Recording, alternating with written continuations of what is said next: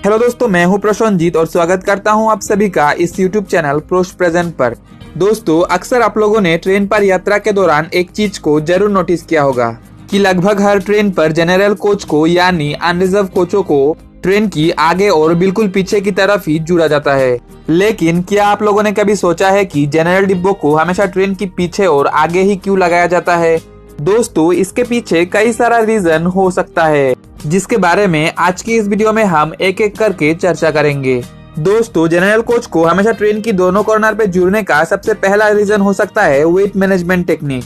दोस्तों, जैसे कि आप लोगों को पता होगा, हमारे देश की ट्रेनों की जनरल कोचों पर कितनी भीड़ होती है। एसी और स्लीपर कोच की तुलना में जनरल कोच पर लगभग 2 गुना ज्यादा भीड़ होती है। और कभी कभी तो जनरल कोच पर ऐसा सिचुएशन होता है जहां यात्रियों को अपने पैर रख पाना भी मुश्किल हो जाती है। तो जाहिर सी बात है, ऐसा सिचुएशन पे दूसरे कोच की तुलना में इन कोचों का वेट ज्यादा होगा।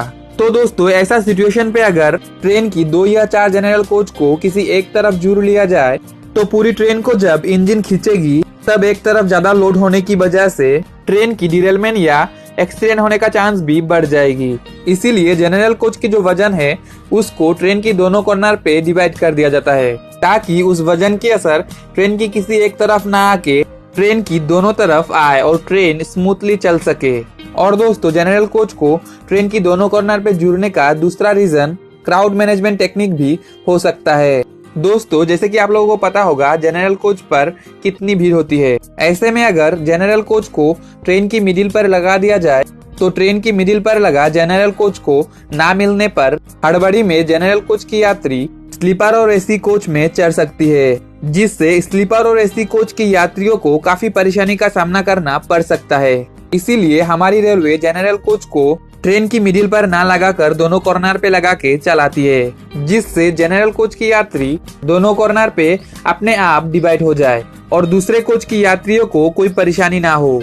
और दोस्तों, जनरल कोच को हमेशा ट्रेन की दोनों कॉर्नर पे जुड़ने का तीसरा कारण ये भी हो सकता है, जैसे कि आप लोगों में से बहुत सारे लोगों को पहले से पता होगा कि जनरल क्लास की कोच दूसरे कोच के जैसा एक दूसरे से इंटरकनेक्ट नहीं होते हैं। यानी स्लीपर और एसी कोच के जैसा जनरल कोच में लोग ट्रेन से बिना उतरे अंदर ही अंदर एक कोच से दूसरे कोच पर नहीं जा सकते, क्योंकि जनरल कोच पर एक कोच से दूसरे कोच पर जाने के लिए अंदर ही अंदर कोई रास्ता नहीं दिया जाता है। तो दोस्तों, ऐसे में अगर जनरल कोच को ट्रेन की मिडिल पे लगा दिया जाए तो ट्रेन की क्लीनिंग स्टाफ, पेंट्री वाला और टीसी को एक कोच से दूसरे कोच पर जाने के लिए काफी परेशानी का सामना करना पड़ सकता है। यानी उनको किसी स्टेशन आने तक वेट करना पड़ेगा, तभी वो एक कोच से दूसरे कोच पर जा पाएंगे।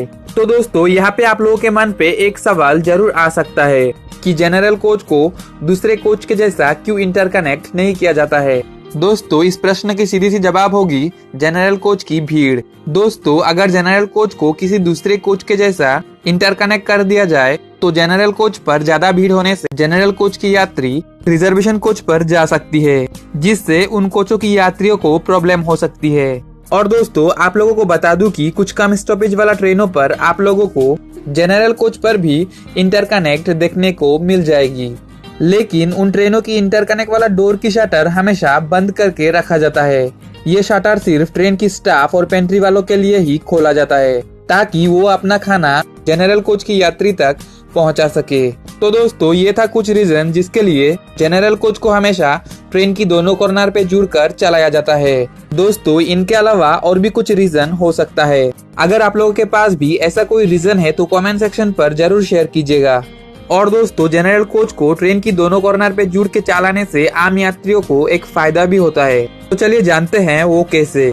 दोस्तों, जैसे कि आप लोगों को पता होगा कि ट्रेन हमेशा एक ही डायरेक्शन पर नहीं चलती है। जब एक ट्रेन अपने सोर्स से डेस्टिनेशन पर पहुंचती है तब उस ट्रेन की इंजन को अपने विपरीत दिशा में बदलकर फिर से उस ट्रेन को अपने गंतव्य के लिए प्रस्थान किया जाता है। तो दोस्तों, ऐसे में अगर किसी ट्रेन पर 2 जनरल कोच को दोनों तरफ ना जुड़ के किसी एक तरफ जुड़ के चलाया जाए तो जब ट्रेन स्टेशन ए से स्टेशन बी के लिए चलेगी तब वो 2 जनरल कोच अगर आगे की तरफ आती है तो जब वही ट्रेन स्टेशन बी से स्टेशन ए पर रिटर्न आएगी तब वही 2 जनरल कोच ट्रेन की पीछे की तरफ आएगी, क्योंकि जैसे कि मैंने आप लोगों को पहले ही बताया था, जब वो ट्रेन स्टेशन ए से स्टेशन बी पर पहुंचेगी तब उस ट्रेन की लोको रिवर्सल करके स्टेशन बी से स्टेशन ए के लिए चलाया जाएगी और तब वही ट्रेन अपनी उल्टी डायरेक्शन पे चल के आएगी। तो इससे बेहतर है उस दोनों जनरल कोच को किसी एक तरफ ना जुड़ के एक एक करके ट्रेन की दोनों कॉर्नर पे जुड़ लिया जाए,